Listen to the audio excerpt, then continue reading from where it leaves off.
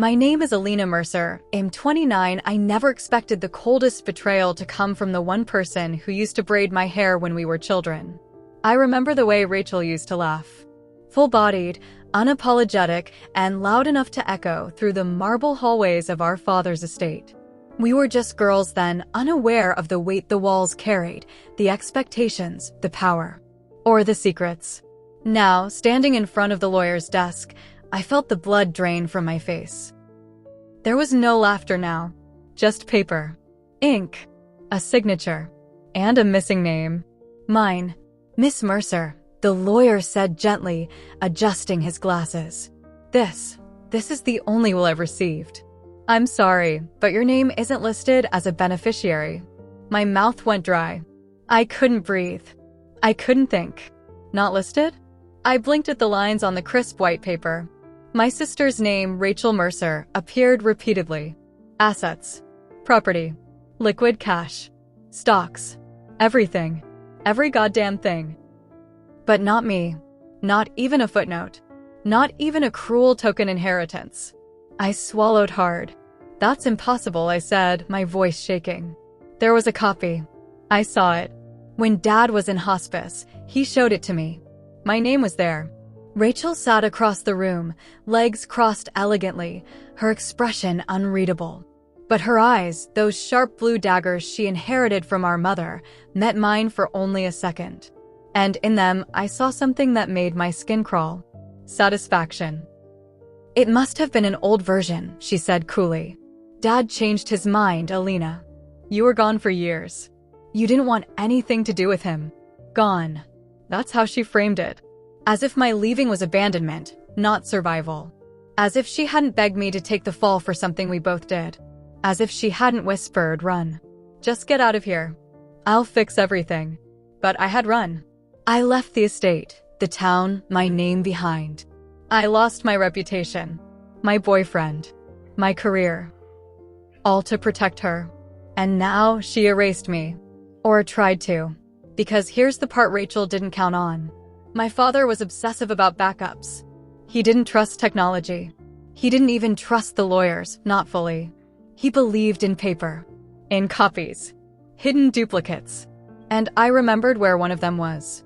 A week before he died, he had taken my hand, frail, liver-spotted fingers gripping mine, and whispered, if they try to rewrite the truth, go to the old library. Behind the fireplace, left side. You'll know what to do. At the time, I thought he was rambling. His morphine-induced murmurings seemed cryptic, surreal. But now they thundered in my mind with terrifying clarity. There was another copy. And if I could find it, before Rachel did, everything would change. But it wasn't just the inheritance I wanted. Not anymore. I wanted the truth. About what happened the night everything fell apart between us. About why Rachel had spent years hiding more than just my name. About what my ex-boyfriend, Caleb, had to do with it all. Because the more I thought about that night, the more I wondered, did Rachel act alone? Or had she been protecting him all along? The estate looked the same. That infuriated me more than I expected. The long gravel driveway still crunched beneath the tires of my borrowed car like it had when I was 17 and sneaking in past midnight. The wrought iron gates still stood like stoic guardians, untouched by time. And the windows, those tall, watchful eyes, glistened in the late afternoon light, as if nothing behind them had ever rotted. But things had rotted. Everything I'd once believed in had decayed behind those stone walls, brick by brick. Loyalty, family, trust. I sat in the driver's seat for a full minute, watching the curtains shift in the upper floor bedroom. Rachel's room now, I guessed. Or maybe the master suite. The one that had belonged to our father. She moved in so quickly after the funeral. I hadn't even left the cemetery before she'd posted a photo online of herself sipping wine on the back veranda, captioned, "Peace and Beginnings." I almost threw my phone across the lawn when I saw it. But I didn't come here for vengeance. Not yet. I came here for the truth. I stepped out of the car, gravel grinding beneath my boots. The wind carried that same scent of aged wood, hydrangeas, and something colder, something metallic, like secrets rusting in the sun. The front door wasn't locked. Of course not. Rachel thought she'd already won. I slipped inside. The library was exactly where I remembered it, second hallway on the left, past the portrait of Grandfather Mercer, the one with the cruel smile and the eyes that followed you no matter where you stood. I hadn't stepped into this room in 9 years. And yet, my body moved like it never forgot. Rows of books still lined the mahogany shelves, floor to ceiling. Fiction on the right, non-fiction on the left. A locked glass cabinet in the corner, Dad's rare first editions. A worn leather armchair by the window. And the fireplace. The very same one Dad whispered about. I knelt down, heart pounding in my ears. I pressed my hand along the cool stonework on the left side, feeling for. Click. A panel shifted. A breath caught in my throat. Inside was a slim black envelope, tucked neatly behind the false wall. I pulled it out slowly, reverently, as though it might disappear if I blinked. The paper inside was thick. Real parchment. Dad's handwriting, precise, slanted, and furious, scrawled across the top, "This is the true final will. If anything happens to me before it's enacted, do not trust anyone but Alina." My vision blurred. He had known. About Rachel. About the lies. About the manipulation. I scanned the document. My name was there. Not just as a token mention, but as equal heir. Along with instructions for Rachel to be given a guardianship role only if I declined it. But it wasn't just the will in the envelope. There was something else. A photograph. Caleb, my ex, and Rachel. Together. Not recent, years old. The edges were worn. The date in the corner, May 23rd, 2016. The night before I left. My knees gave out, and I sat hard on the cold floor. That night, I remembered crying on the back porch after the fight with Dad. I remembered Rachel bringing me tea, telling me to leave the next day. That she would explain everything to him. That she had my back. But what had really happened after I went to bed? Why were they together? The library door creaked. I froze. Rachel stood in the doorway, arms folded. Her lipstick was perfect. Her smile was poisonous. "You shouldn't be here," she said. I held the envelope tighter. "You missed a copy." She looked at it, and for the first time, something flickered in her expression. Not fear. Not guilt. Panic. That was supposed to be gone. So was I whispered. We stared at each other, the truth spreading between us like gasoline waiting for a match. And then she said, calmly, "You shouldn't trust everything Dad told you, Alina. He had secrets, too. Bigger ones than you're ready for." I didn't sleep that night. I couldn't. After Rachel left the library with that calm, controlled warning, I locked the door behind her. Not that it would stop her if she really wanted in. Rachel didn't need permission to take things. She never had. But I needed time. Space. I needed to breathe. The envelope sat in my lap for hours while I curled up in the same leather chair our father used to read in every night before his health started to fail. The will inside felt heavier than paper should. Like it carried the weight of everything I didn't understand yet. And then, there was the photo. Caleb. Rachel. May 23rd, 2016.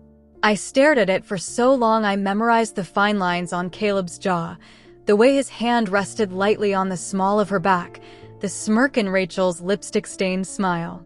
She looked like she'd won something. And maybe she had. That was the night Dad and I argued about my future, about moving to Chicago, about Caleb.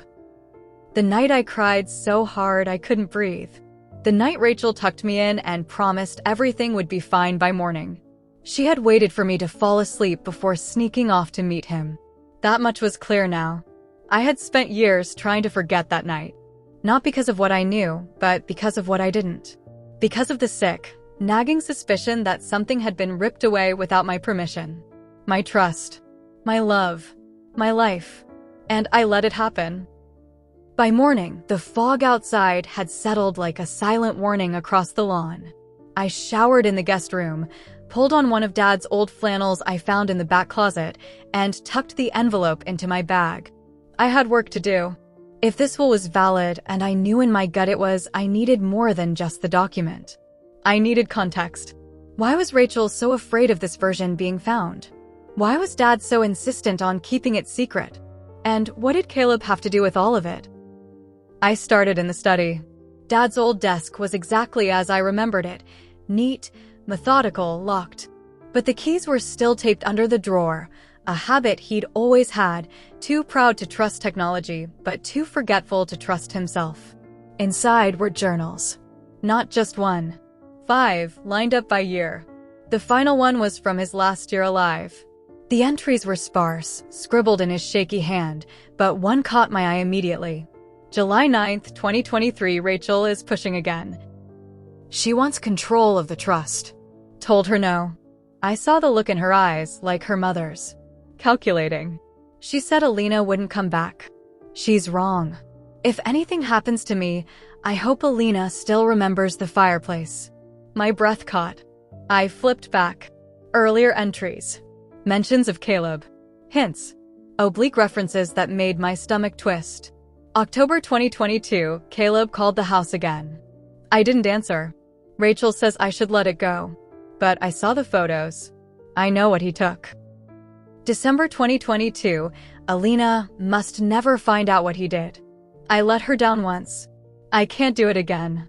If she comes back, I'll tell her everything. She deserves that much. The ink on that last entry bled slightly, like his hand was shaking or the paper had been wet. I didn't know what to feel. Rage? Grief? Or the sick realization that the man I had defended, the man I loved, had taken something I never understood, and that my own father had helped cover it up. I stepped away from the desk, barely registering the sound of my phone buzzing in my back pocket. One missed call. Blocked number. Then a message. Dig deeper and you'll regret it. Leave the past alone, Alina. See. My stomach churned. Caleb. He knew I was here. He knew I found the will. Which meant either he was watching me or someone was telling him everything. And there was only one person with access to this house, to the study, to the walls that once protected me. Rachel. But I wasn't going anywhere. Not until I found out what Caleb had taken. Not until I understood what Dad meant by I saw the photos. Not until I knew why Rachel had been so desperate to erase me, not just from the will, but from the family's entire story. Because maybe this inheritance wasn't about money. Maybe it was about control.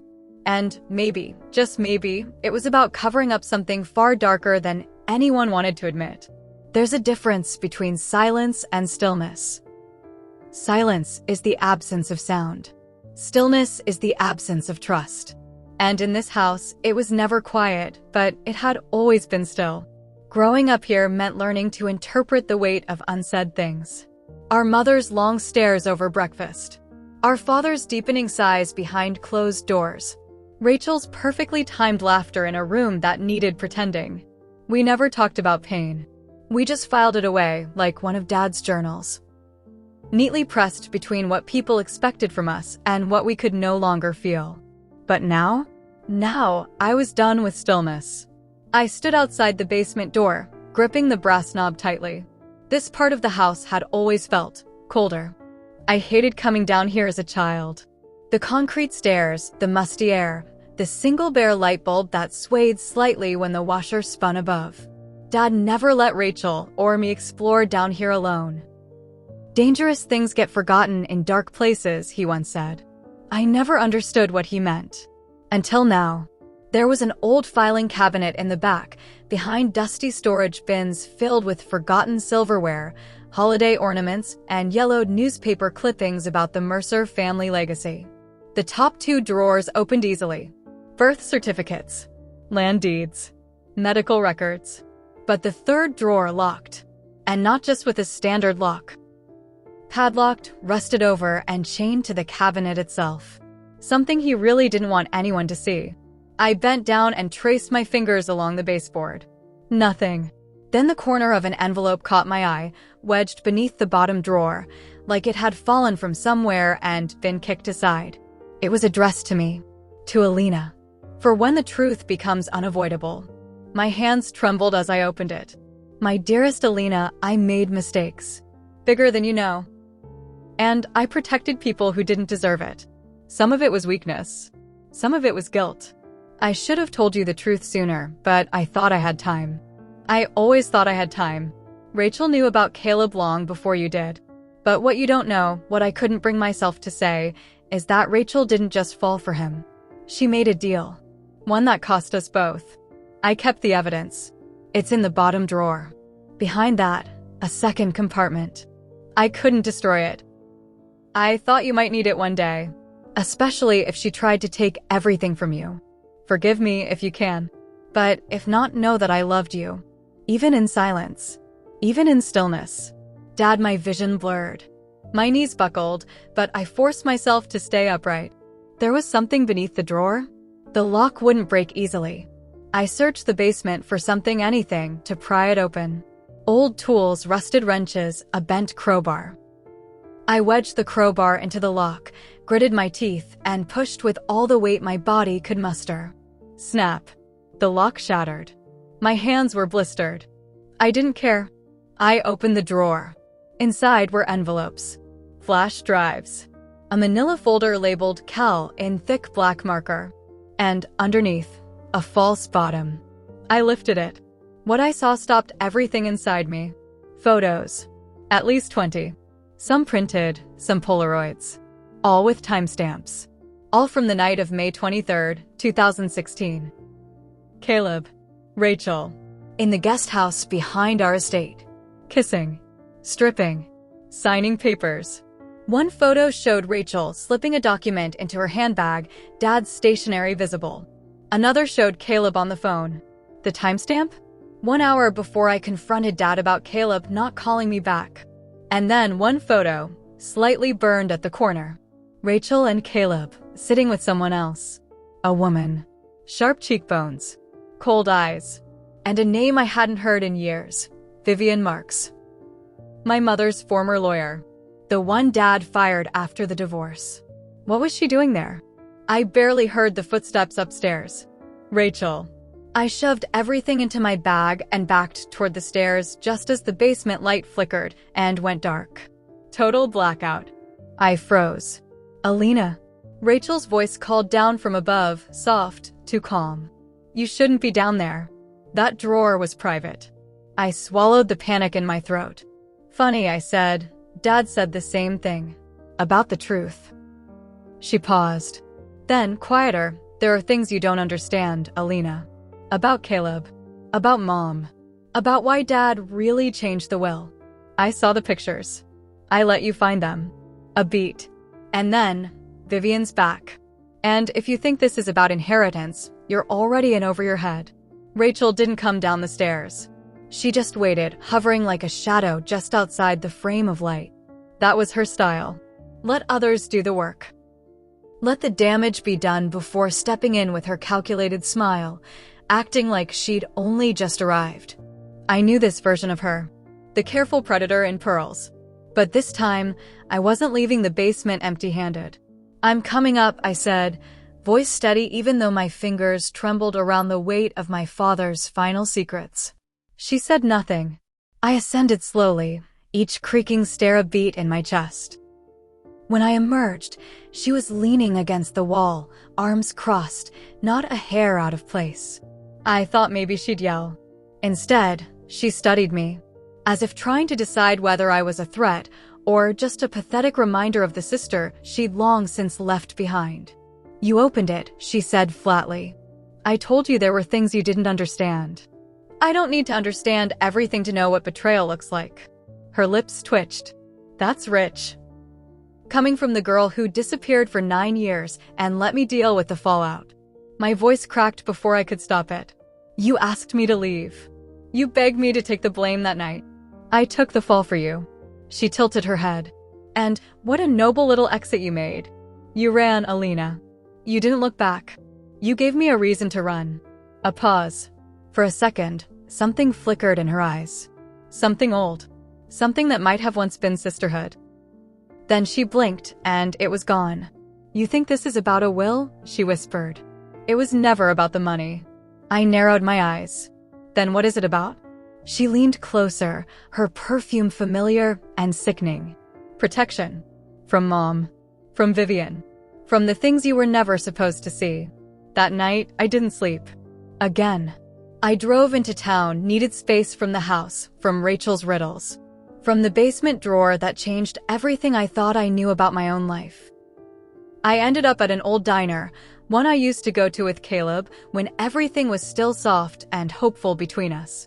The waitress didn't recognize me. Or maybe she did and just didn't care. I sat in the corner booth, pulled out the folder marked Cal, and spread the pages across the chipped Formica table. Contracts. Bank transfers. Photos. A pattern began to emerge, and it made my blood run cold. In the months before I left, Caleb had signed over his startup to a shell company. A company managed by a trust. A trust tied to Vivian Marks. And the beneficiary? Rachel Mercer. It wasn't just about love.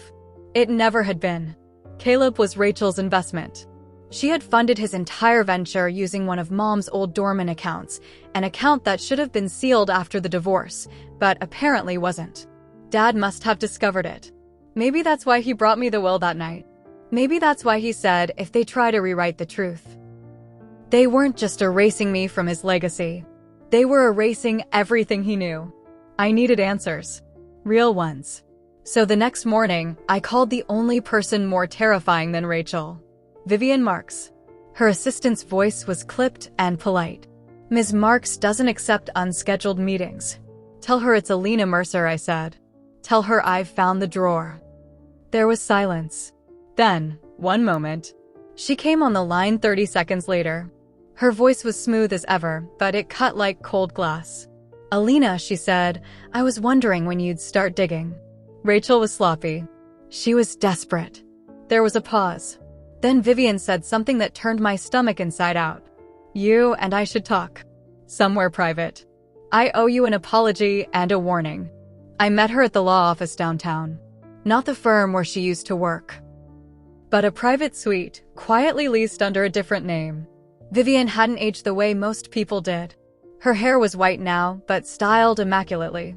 Her posture had only sharpened. She moved like a woman who knew too many things to ever be surprised again. She poured me tea like we were old friends. I didn't drink it. She smiled at that. Wise, she said. I cut straight to it. What were you doing at the guest house in 2016? She didn't flinch. Cleaning up your mother's mess. That's when everything cracked open. Vivian told me that Mom had never really let go of the family estate, even after the divorce. That she used Rachel as a go-between to siphon off pieces of Dad's fortune. Small amounts. Easy to miss. Rachel was her daughter, not just genetically, but emotionally, spiritually. A perfect heir to manipulation. Dad found out too late. And when he confronted Rachel, Vivian was brought in to contain it. I warned her, Vivian said, but Rachel was already too deep. She'd given Caleb your father's notes. She knew she needed him to stay quiet. She was going to marry him until he backed out. I blinked. Wait, Rachel and Caleb were engaged? Briefly. You left. She stepped in. But Caleb never loved her, Alina. Something hollow cracked inside my chest. She threatened him, Vivian continued. Told him if he walked away, she'd leak the photos and ruin him. Not just the affair, the deal. The money. I felt like I couldn't breathe. Why are you telling me this? I whispered. Vivian's eyes met mine. Because your father wasn't the only one who left a copy. The word copy had taken on a strange, haunting shape in my life. A copy of the will. A copy of the truth. A copy of who I used to be, buried beneath 9 years of silence and shame. Now, Vivian was saying there was another one. Not mine. Hers. She slid a slim leather folder across the desk. No labels. No markings. Just aged, precise, heavy. She didn't look at me as I reached for it. She just stirred her tea and said, I never trusted your sister. But I owed your mother. That loyalty, it blurred things. Cost more than I'm proud to admit. Why now? I asked, voice hollow. Why help me now? She finally met my eyes. Because Rachel crossed a line. And because your father's death wasn't just an accident. The world slowed. I blinked. What? Vivian stood. Walked toward the window like she needed space from her own words. The night before he died, your father called me. Said he was ready to go public with everything. The fake trust fund, the missing assets, the pressure from Rachel and Caleb. He said he wanted to reinstate you as executor of the estate. I swallowed hard, but he died in his sleep. She turned, her face colder than ever. They said he died in his sleep. The room felt smaller. The walls creaked. The folder in my hands pulsed like it was alive. I opened it slowly. Inside were affidavits, digital forensics reports, bank statements, recordings. Vivian had been gathering evidence for years, quietly, carefully, waiting for the day when Rachel would go too far. And apparently, that day had come. There was one document that made my skin crawl. A video transcript, labeled Voice Memo, March 4th, 2024, 11:12 p.m. Location, Mercer Estate. Voice, male, strained. If you're hearing this, then I didn't make it. I want to be clear, I didn't overdose. I didn't fall asleep and forget to wake up. I was drugged. It started slow. The tea. She knew I only drank chamomile. Muffled sound. Breathing. Vivian, I know you're still watching this mess. If you care at all about the truth about Alina, make sure this gets to her. I saw the last bank transfer. It was in Rachel's name. The will. The Rael will. It's still in the library. Behind the fireplace. The other copy is in the safe. Code is Alina's birthday. Coughing. Silence. Tell my daughter. Tell her I'm sorry I waited too long. Dad. My throat clenched so tight I couldn't breathe. It wasn't just inheritance theft. It was murder. I closed the folder and stood. Why didn't you come forward? You could have stopped her. Vivian's expression didn't change. I wasn't sure what you were yet. If you were strong enough to face what's coming. But now I see. You're the only one who ever was. She placed a hand on my arm, deliberate, not kind. You want justice? Don't go to the police. Not yet. Rachel will bury it before they lift a finger. But if you want truth, I'll help you build a case she can't destroy. And Caleb? Her expression darkened. He disappeared 6 months ago. Cleaned out his accounts. Left a trail of silence. But I have reason to believe Rachel's been making quiet payments to a contact in Mexico. Why? Because if Caleb talks, her entire world collapses. I left Vivian's office with the folder pressed to my chest like armor. On the ride back, memories returned like knives. My father's hand on my cheek the night before I left. His voice shaky, frightened for the first time in my life. The will. The tea. Rachel had done it. And I hadn't seen it. I pulled into the estate as the sky bruised with dusk. The library lights were off, but I went straight there, heartbeat rising with every step. Back to the fireplace. Back to where it started. I pried open the hidden compartment again. This time, I entered the safe code, September 28th, 94. My birthday. It clicked. Inside was a small flash drive and a sealed letter. Alina, you were always stronger than you knew. Use this only when you're ready to burn the world down. Dad, I plugged the drive into my laptop upstairs. A video began to play. It wasn't long, just 3 minutes. Rachel. In Dad's study. Caleb beside her. She was laughing. It's done. He drank it. He'll sleep through the night. Caleb, and tomorrow? Rachel. We call the hospice nurse. By then, he'll be cold. No autopsy. Caleb. You're sure no one else knows? Rachel. Alina's gone. She won't come back. Even if she does, she can't prove a thing. She smiled directly at the camera. Besides, Dad always underestimated me. But I learned from the best. I didn't sleep. Again. This time, I didn't even try. The video had played on loop all night long, flickering on my laptop screen like a ghost refusing to be buried. Rachel's voice. Her smirk. Her plan. Her guilt. The drive was encrypted, but the contents were too damning to ignore. Vivian was right. If I went to the police now, Rachel would just bury the evidence and spin another lie.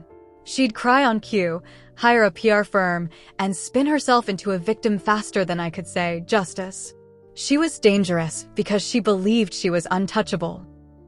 But that ends now. By morning, the fog outside was thick, like the world itself was warning me to tread carefully. I dressed in black, not because I wanted to be dramatic, but because grief lived in every inch of my skin, and I didn't have the energy to fake anything brighter. I tucked the flash drive, the transcript, and the sealed letter from my father into a worn leather folder. Then I locked it in the glove compartment of my car.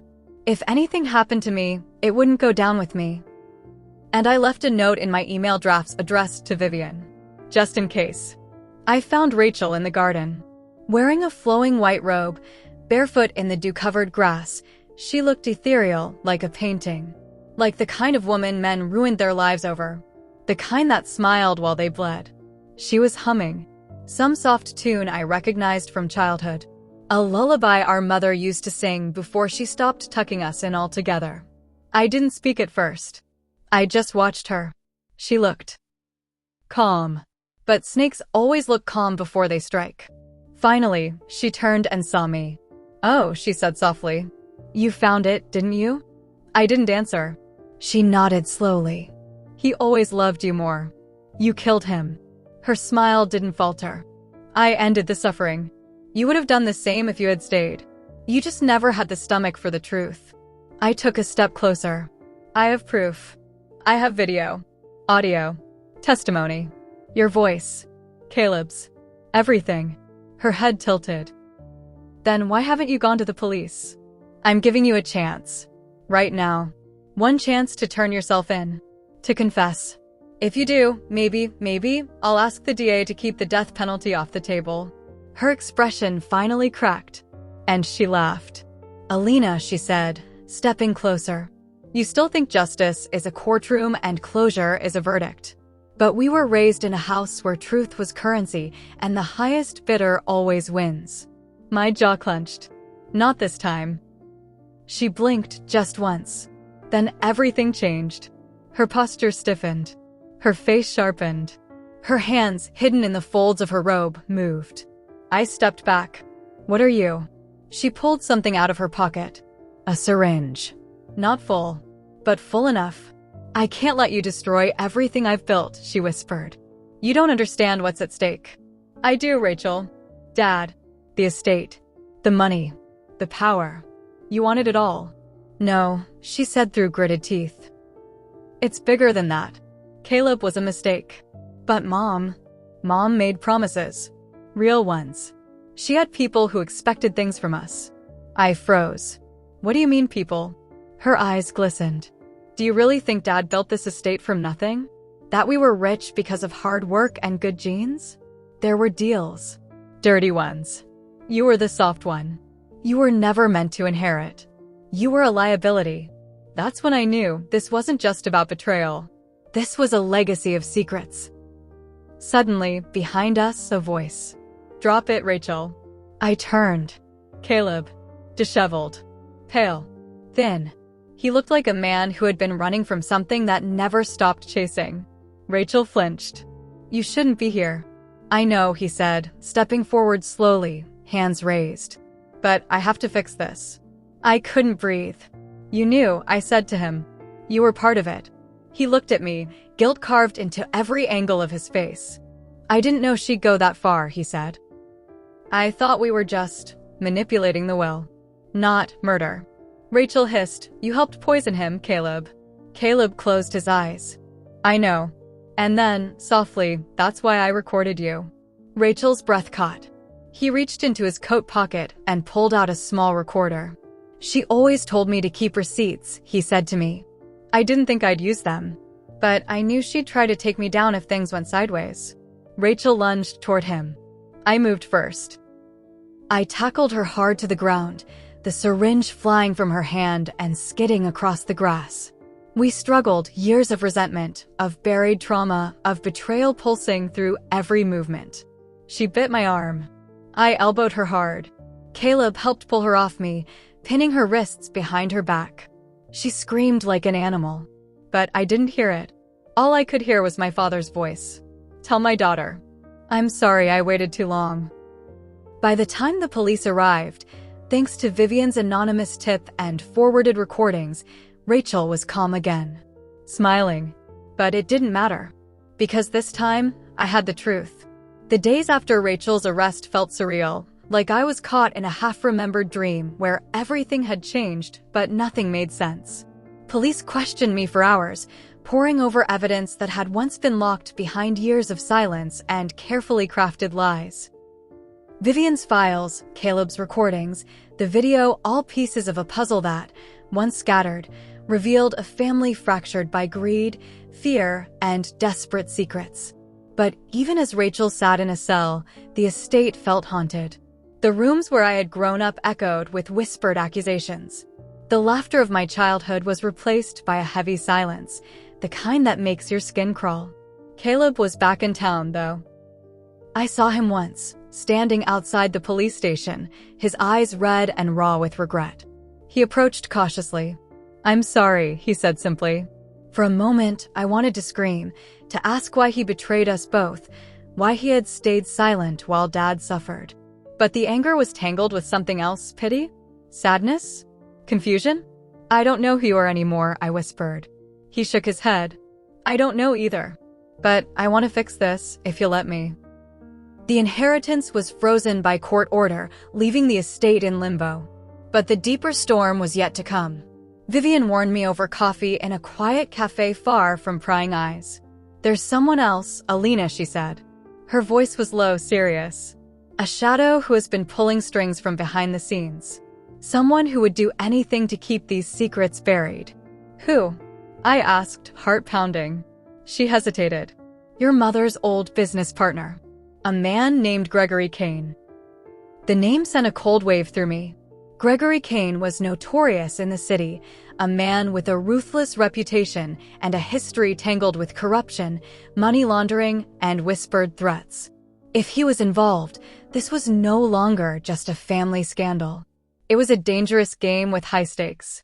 I spent the next days digging, piecing together phone records, business transactions, and hidden ties. Rachel's payments to a mysterious account led straight to Kane's offshore firm.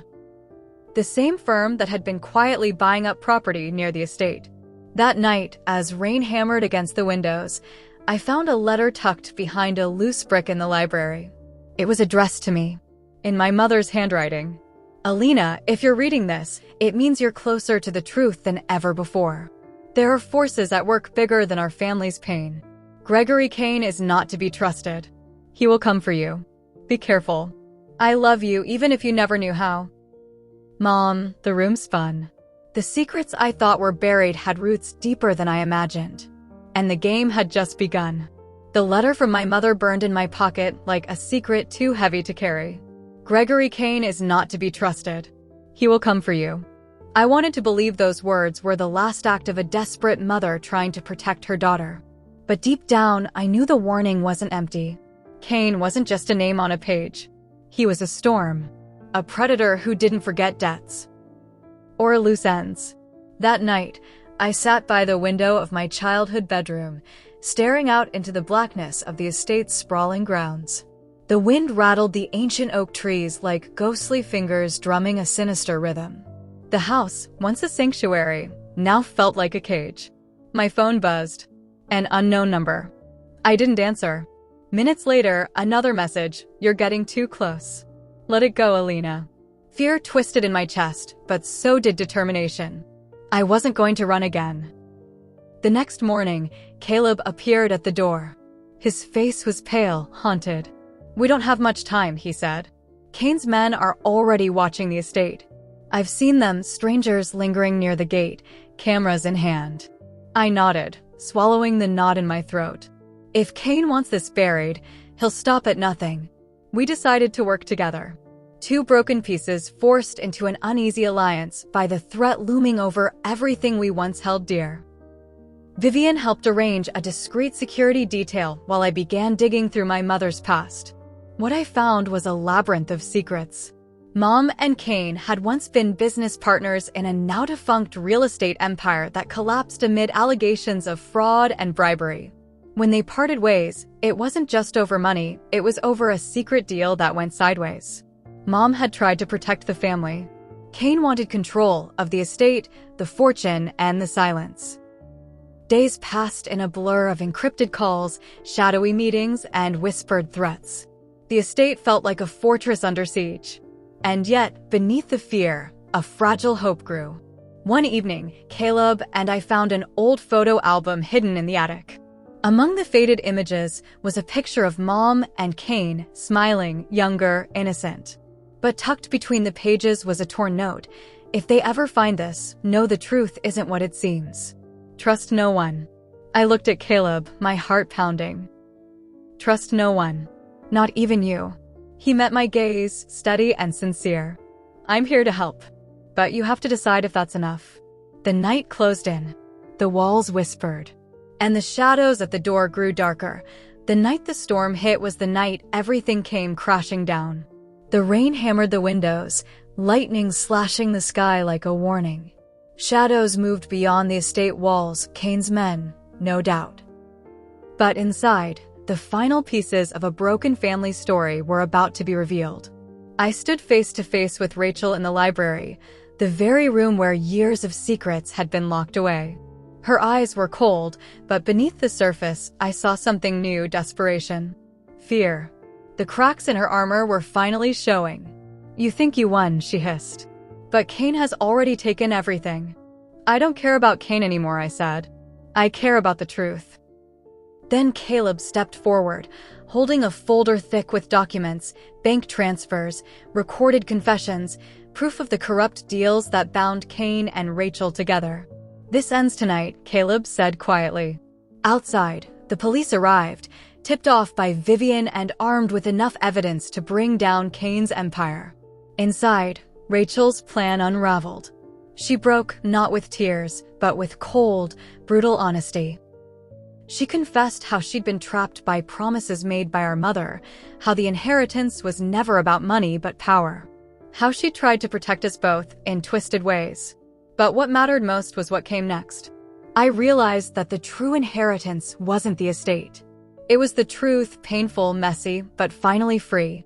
The estate would be sold. The money donated anonymously to charities Dad cared about. Rachel would face justice, but also counseling, a chance to heal. And Caleb. He chose to stay, rebuilding his life honestly. As for me, I walked away from the house that night lighter than I'd ever been. Because sometimes, letting go isn't losing. It's reclaiming who you really are.